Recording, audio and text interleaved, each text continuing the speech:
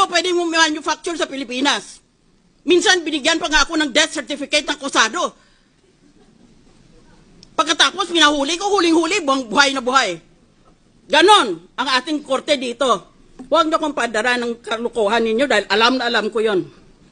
Kayo, nag-practice kayo, 1 taon, 2 taon. Ako, RTC judge. Why would a suspected criminal leave his calling cards at the scene of the crime? Kung noon pa, gusto pala niyang itago ang kayamanan niya, bakit niya ilagay sa pangalan niya?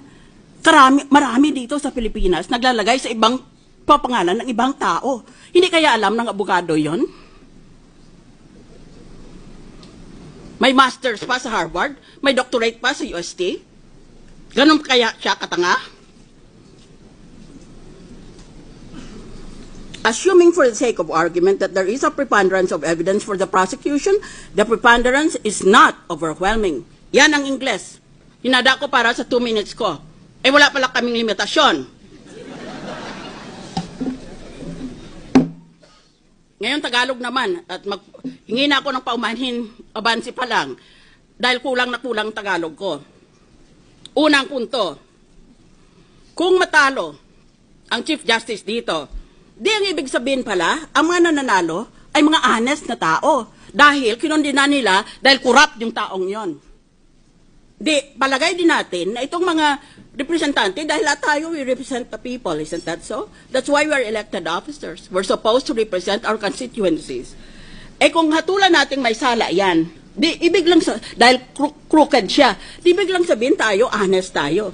Ngayon, kung lahat pala tayo honest, o marami pala tayo sa atin ay honest, why is the Philippines often, or if not all the time, why is the Philippines always ranked as one of the most corrupt countries in the whole world? Yan, sagutin niyo ako niyan. Nagpapakalinis kayo? Aba kung malinis pala ang mga opisyalis natin at malinis pala sa buong bansa, bakit palagi tayong nililista ng Transparency International as one of the most corrupt countries in the world? Magtitingnan tayo? Sino kaya dito? Yan ang unang punto ko.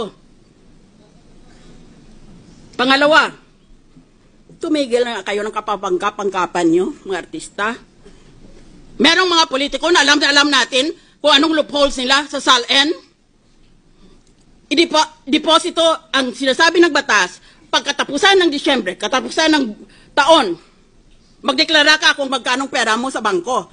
Hindi ba gini-withdraw nila pera nila sa buwan na Nobyembre o Disyembre para pag naglagay sila, pag nag-file sila ng SALN nila, wala nga silang deposito. O kaya meron lang sila ng couple of thousands. Kasi withdraw nila Pag Enero, i-deposit nila uli. Taong bayan, kayo ang magtestigo. Yan. Ba't hindi natin habulin yung ganon? Pangalawa, palusot. O pangalawa, na ginagawa nila na loophole sa SALN. Lahat ng pag-ari nila, real estate, bank accounts, iba pang pag-ari, nilalagay sa ibang pangalan. Yan is very, very widespread. O di wala nga naman silang pag-ari. Dahil lahat, linagay na nila sa ibang pangalan. Kung bawal ang asawa at ang mga anak, dahil sa batas ay inspeksyonin pati yan, yung mga malapit sa kanila, di doon sa mga malalayo ng mga kamag-anak. O kaya maski hindi kamag-anak, sa kaibigan na pinagkakatiwalaan nila. What a hypocritical accusation.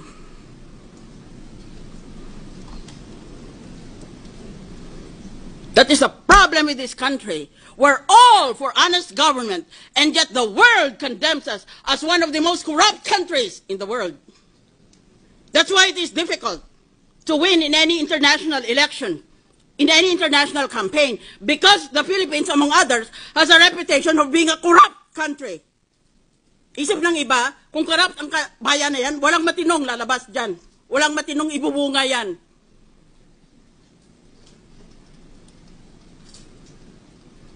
Ba't bawat isa ba sa inyo, walang sala tungkol sa SALN? Bigyan nyo ako ng isa pang buhay. Panginoon, bigyan mo ako ng isa pang buhay at imbestigahin ko lahat. Isa-isa. Dito sa Senado at sa House of Representatives, tignan natin. Pati sarili ko, imbestigahin ko. Order, please. Ang daming loopholes ng SALN na yan. Ba't hindi kayo umimik noon? Ba't ngayon bigla na lang kayong so exercised about a loophole? Well, if that is the case, then let us all just put our assets in dollars and know the purpose of the SALN will be perverted or corrupted. That is true. But what about all the other loopholes? Bakit ngayon lang kayo nagalit tungkol sa loophole na yan? Bakit doon pa? Dahil yung iba sa atin, ginagamit yung mismong loopholes na yon. Hindi lang sila ma-impeach. Sunod na punto. Sinabi ko sa umpisa, this is quasi-judicial and this is quasi-political. Yan, aminado yan ng mga authors. Si Professor Charles Black ng Yale, si Professor Raoul Berger ng Harvard. Mga tinitingala yan ng mga authorities all over the world. Ngayon, this is quasi-judicial. Ibig sabihin, kalahati niyan politika. Kalahati yan batas. Napakahirap gawin yan. Ngayon, ako, dahil naging RTC judge, ang ginagamit ko lang ang batas. Wala akong ginagamit sa pampolitika dahil hindi na ako makatakbo ulit. Natawag na ako ng International Criminal Court. Wala na akong kinabukasan sa politika sa Pilipinas. Even if I wanted to, I am prohibited because this is already my second term, consecutive term. Ngayon, ano bang sinasabi na quasi-political? Investigahin nga natin for future impeachments. Anong sinasabi na quasi-judicial, quasi-political? Madaling intindihin ang quasi-judicial. Kalahati niyan tungkol sa hustisya o tungkol sa batas. Pero kalahati yan tungkol sa politika. Anong ibig sabihin ng tungkol sa politika? Tungkol sa politika, dahil ang ibig sabihin dyan, pag-isipan mo at pakinggan mo ang mga taong bumoto sa iyo. That is actually the meaning of quasi-political. Because the people might disagree with what the law says. Yun ang pakikinggan mo.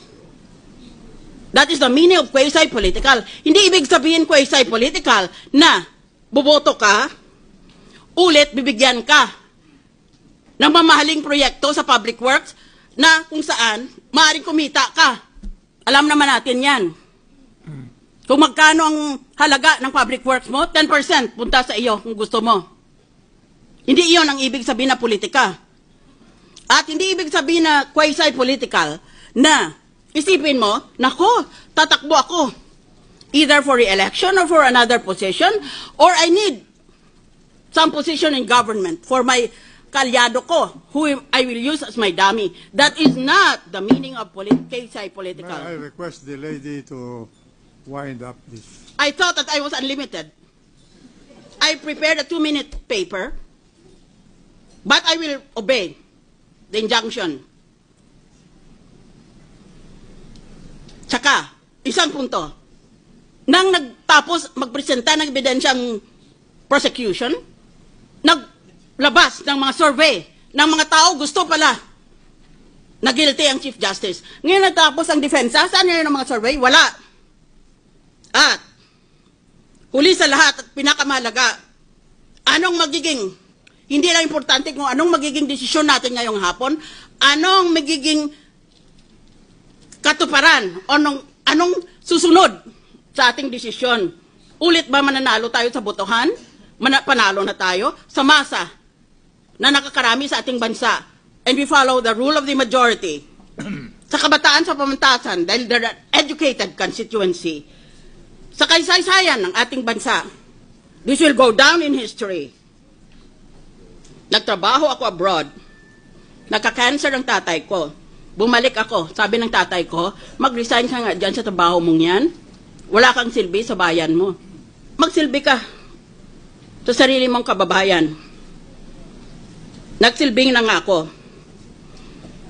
Pero kung ang politika ay mangigibabaw sa batas, wala na rin akong silbi.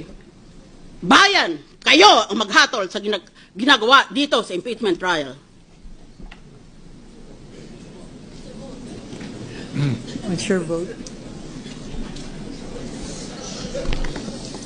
Would you be very surprised if I say that I vote not guilty?